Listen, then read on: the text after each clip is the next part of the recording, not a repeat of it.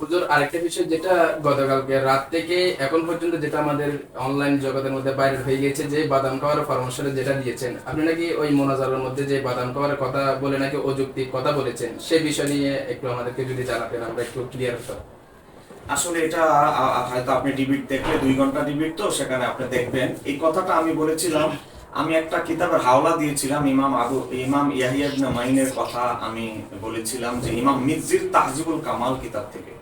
তো এখন এই কথিত আহলে হাদিস ইমাম মিজ্জির নাম পাল্টিয়ে বানিয়ে দিয়েছে ইমাম জাহাবি, আর জাহাবির মিজ্জির কিতাবের পাল্টে জাহাবির কিতাব বানিয়ে দিয়েছে। এজন্য আমি বলেছি তার স্মৃতিশক্তি একটু সমস্যা, তৎনগত কথাই মনে রাখতে পারছে না, তৎক্ষণাৎ কথা। এজন্য ডাক্তাররা একটা পরামর্শ দেয় বাদাম খেলে ব্রেন সতেজ থাকে এবং স্মৃতিশক্তি বাড়ে। তো এই জন্য আমি আমার কথিত আহলে হাদিস ভাইকে বললাম, আপনি একটু বাদাম খান, ডিবিট করার আগে বেশি বেশি বাদাম খাবেন, তাহলে স্মৃতিশক্তি বাড়বে, তাহলে ডিবিট করতে আপনার পয়েন্ট ভুলবেন না, কিতাবের নাম ভুলবেন না, প্রতিপক্ষ কি বলছে সেটা আপনার স্মরণে থাকবে। বিশেষজ্ঞরাও বলে বাদাম বেশি বেশি খেলে স্মৃতিশক্তি বাড়ে। এজন্য আমার প্রতিপক্ষকে আসে আমি এটা নসিহত করলাম যে আপনি একটু বেশি বেশি বাদাম খাওয়ার চেষ্টা করবেন, তাহলে আপনার স্মৃতিশক্তি প্রখরতা বাড়বে।